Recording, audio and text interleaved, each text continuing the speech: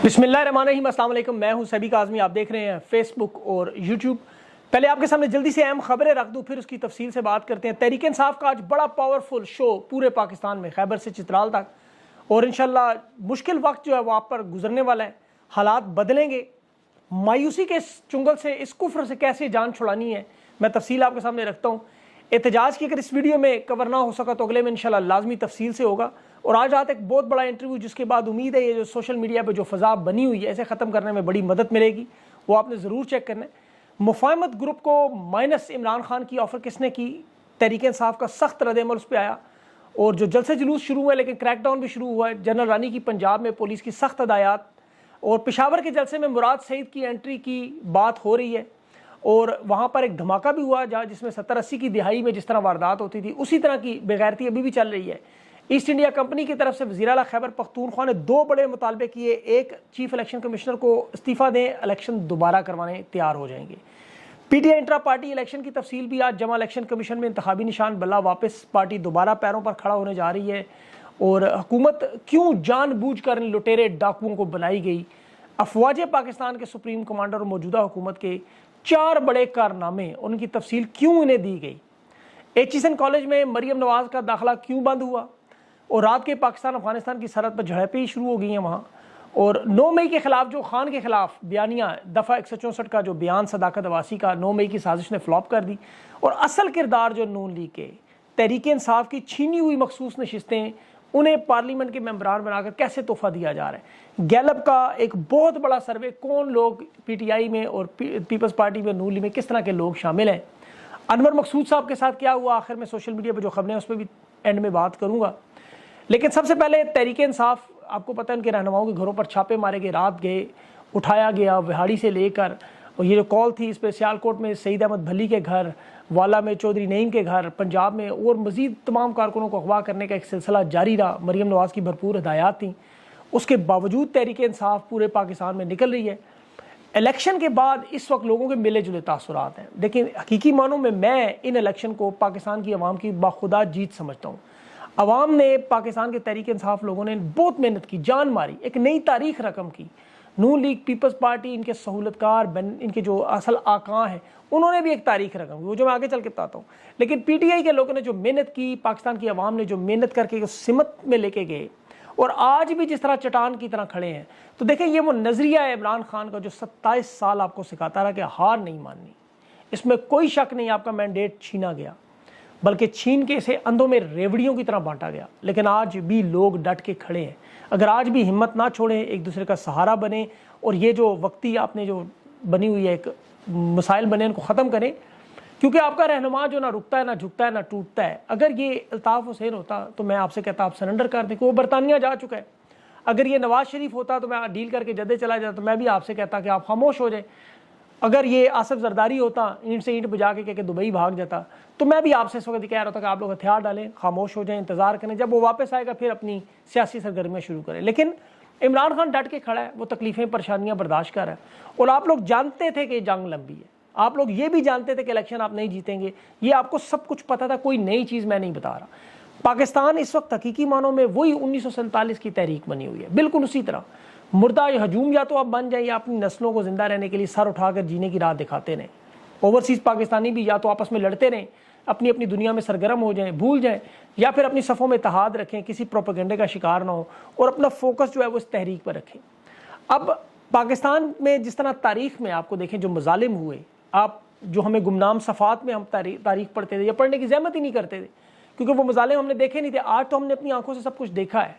आज जब मोरख लिखने बैठेगा, उस तारीख को दुरुस्त करेगा, तो वो लिखेगा कि महमूद अचकज़ई एक बलोच था, उसे पंजाबियों ने वोट दिए 100 वोट, और बलोचों ने वोट नहीं दिया। इसी तरह तहरीक इंसाफ से गलतियां ज़रूर हुई। देखें, 75 साल बाद पाकिस्तान की कौम का 8 फरवरी को इनका गिरबान हाथ में आ गया था। अब ये गिरबान छोड़ने से पहले अगर नताइज अपने हक में कराते, इस मुजरिम ख़ानदानों को मुसल्लत ना होने देते, अपनी तमाम लीडरशिप को बाहर करवाते, तो ये सब कुछ ठीक होता। लेकिन बहरहाल ये पहली दफ़ा की तारीख थी, पहली दफ़ा कौम खड़ी हुई, और सबसे बढ़कर इमरान खान के बगैर लड़ी है, बगैर कप्तान के ये टीम लड़ी। तो इन गलतियों को नज़रअंदाज किया जा सकता है। लेकिन मैं आपको दावे से कहता हूँ, आप ये वीडियो संभाल के रखें, कहीं लिख के रख लें। और ये अल्लाह का असूल है कि कि जब चोरी का माल बंटता है तो तकसीम में लड़ते हैं। बिलावल जरदारी वज़ीर-ए-आज़म नहीं बना, ये कभी भी ताकतवर लोगों के हलकों में बर्दाश्त नहीं हो रहा। मैं आपको बड़ी पक्की खबर दे रहा हूँ, आपकी आंखों के सामने ये होगा। शहबाज शरीफ को कुर्बानी का बकरा बना के बिलावल जरदारी को दोबारा वज़ीर-ए-आज़म बनाने की कोशिश होगी। और ये मैंने आपको माजी में भी बताया था, माइनस नवाज शरीफ होगा। आप जाके देख ले मेरे सारे वीलॉग, और अल्लाह ने दुरुस्त किया। अब ये लोग बिलावल को भी वज़ारत उज़्मा तक लाने के लिए शहबाज शरीफ की कुर्बानी देंगे जिस तरह नवाज शरीफ की दी। और ये नवाज शरीफ तो लंदन जाता हुआ नजर है, वो सख्त इस वक्त डिसअपॉइंटेड है, ना उम्मीद है। बिलावल को वज़ीर-ए-आज़म बना के सियासी भूचाल जो आएगा वो इनके कंट्रोल में नहीं होगा। आप अगले इलेक्शन की तैयारी कर रहे होंगे, ये खुद थाली में आपको हुकूमत पेश करेंगे। फिलहाल तो देखें जो हो रहा है, मुफाहमत वाला जो ग्रुप है उन्हें तहरीक इंसाफ ने, इन्होंने कोशिश की है कि एस्टेब्लिशमेंट से बातचीत करके अपना मामला किसी तरह हल करें। उन्हें जवाब मिल गया कि ठीक है, रिलीफ मिलता है, आपको तस्लीम भी करते हैं, आपको शामिल भी करते हैं, हाथ भी हल्का रखते हैं, लेकिन आप तहरीक इंसाफ में इमरान खान को माइनस कर दें। यानी मामलात जहाँ थे 9 मई से पहले, बल्कि जनरल बाजवा ने जिस तरह इमरान खान को उस वक्त कहा था कि आप साइड पे हो जाए, असद उमर को वज़ीर-ए-आज़म बनने दें, शाह महमूद कुरैशी को हम बना देते हैं, तैयार हैं हम उसके लिए भी, लेकिन आपके लिए नहीं। खान ने कहा ठीक है, मैं माइनस होने को तैयार हूँ, आप मुझे अपना मुआशी मनसूबा बता दें, मेरे हटने से जो फ़र्क पड़ता है वो मुझे दिखा दें, मुझे कन्विंस करें, मैं तैयार हूँ। लेकिन चूंकि ना कोई मंसूबा था, ना कोई ऐसा प्लान था, ना ये कुछ कर सकते थे सिवाय बुग़्ज़े इमरान के। और उसकी वजूहत मैं आपको बता चुका हूँ बारहा, ये अना और ज़िद का मसला है, एहसास कमतरी का मसला है। लेकिन ये जानते नहीं जिस तरह सर इंसान के जिस्म पर ज़रूरी है, बगैर धड़ की कोई औकात नहीं, बगैर सर के धड़ की कोई औकात नहीं होती। इमरान खान को माइनस करना बगैर धड़ के जिस्म की मानंद है। खान ने वो जमात बनाई जो इय्याका नअबुदु व इय्याका नस्तईन से शुरू होती है, पाकिस्तान से के तराने से इनकी तकरीब शुरू होती है, फ़लसफ़ा कायद-ए-आज़म और अल्लामा इकबाल इनके मंशूर का हिस्सा है, सूबों को जोड़ने की मोहब्बत की तलकीन है। आप देख लें जिस तरह बलोच आज पंजाबियों के साथ जुड़ गए, पंजाबी पख्तूनों के साथ, और पख्तून आज अपने जलसों में पंजाबी गाने चला रहे हैं। ये कौम एक फ़लसफ़े, एक नज़रिए पर इकट्ठी हुई, जिसकी वजह से 85% अवाम और 64% पढ़ा लिखा नौजवान तबका। और इन्हें मसला खान से नहीं है, याद रखें, इन्हें मसला पाकिस्तान से है। बाखुदा जो 2 नंबरी इन्होंने रियासत के अंदर रियासत बनाकर दलिये से सीमेंट तक कब्जा किया हुआ है, इसको अगर आप देखें, खान को सिर्फ हटाना मकसूद नहीं था, इस मुल्क से इनका मसला है। खान को हटा के ये ले आते किसी पढ़े लिखे शख्स को। देखें, इमरान खान को तो उन्होंने नायल करार दे दिया, वो तो सियासत में नहीं था। अब ये चाहते तो कोई टेक्नोक्रेट बिठा देते, कोई ऐसा सेटअप ले आते जिन पर करप्शन को कोई दाग नहीं, जिनका किरदार ठीक है, जिनके पास कोई ऐसी पाकिस्तान के खिलाफ वारदातें नहीं। ये ढूंढ कर आसिफ जरदारी, शहबाज शरीफ पंजाब में मरियम नवाज को लाए, क्योंकि इन्हें रियासत के अंदर रियासत को बचाने, इस दलिये से सीमेंट के कारोबार को बचाना है, 76 साल के इक़्तिदार को बचाना है। और ये इसीलिए इन लोगों के फैसिलिटेटर का काम। वरना पाकिस्तान में क्या पढ़े लिखे लोगों की कमी है, जिनके दामन साफ नहीं, जिन्हें सियासतदान बना के हुकूमत में नहीं ला सकते थे, फॉर्म 47 की पैदावार ही लानी थी। मसला इस वक्त ये, आप देखें पाकिस्तान की अजीम फौज का सुप्रीम कमांडर कौन है? आसिफ जरदारी।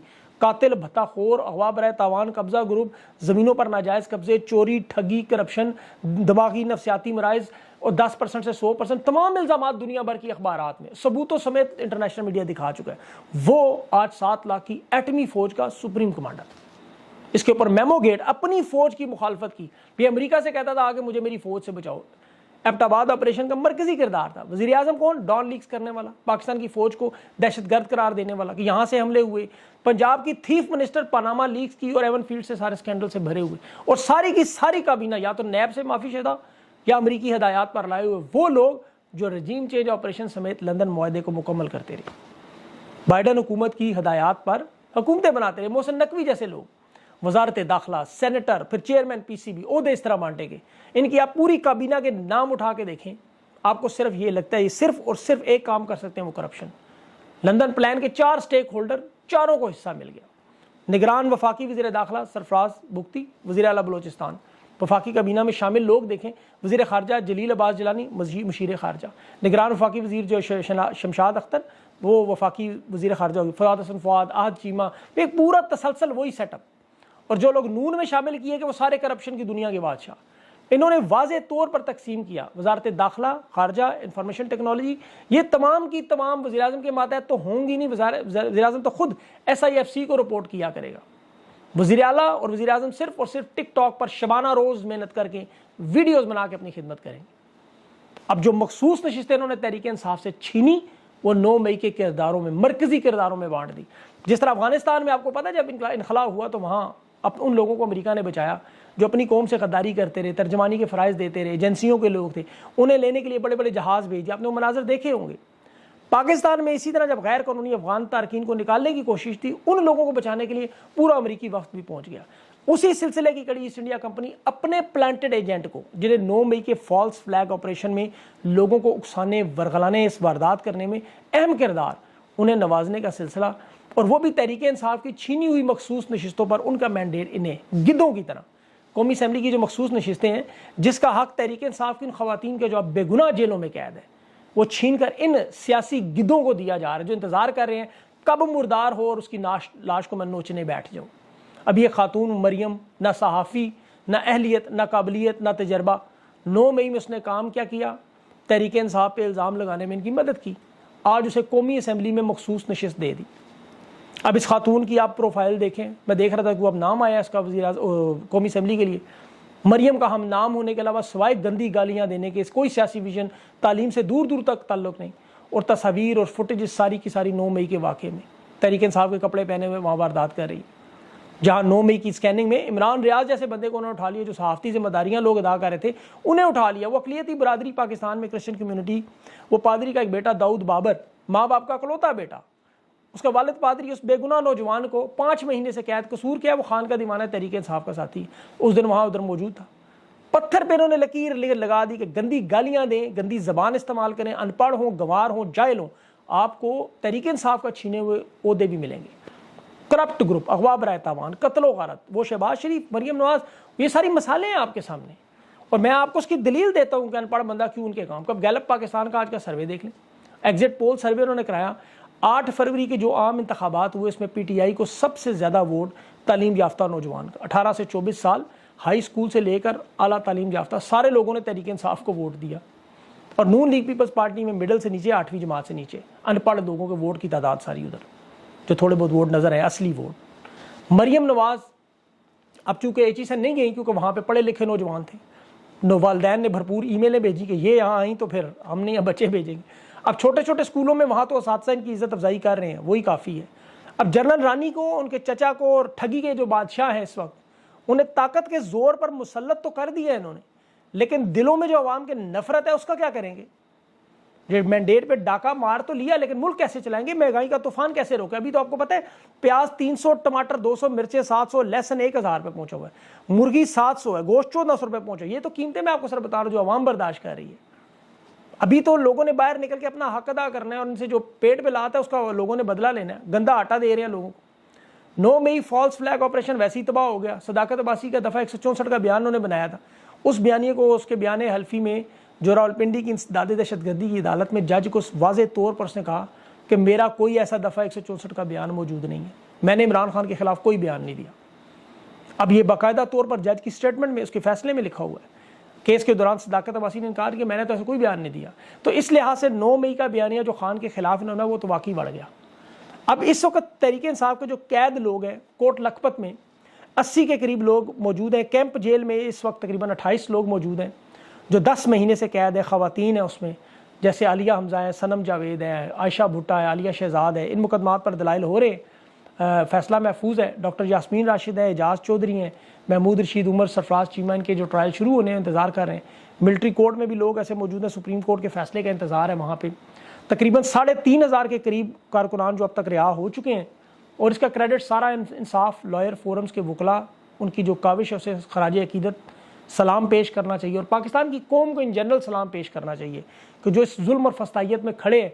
देखें ये इंशाअल्लाह वक्त गुजरेगा, बाखुदा गुजरेगा, आपको ये याद भी नहीं रहेगा, और आप लोग दोबारा इंशाअल्लाह इसी वक्त के दौरान, ये जो आपको थोड़े से महीने नज़र आ रहे हैं, मुश्किल वक्त है, ये आपने मुश्किल वक्त गुजारना है, उसमें बस मायूसी को खुदा के लिए अपने नज़दीक ना लाने दें। और ये जो 1 महीना अगर सब्र कर जाएं, ये जो इस वक्त प्रोपेगेंडे चल रहे हैं, 1 महीना बर्दाश्त करके जान हमारे खान की रिहाई के लिए उस एहतजाज करें, इस तहरीक के लिए।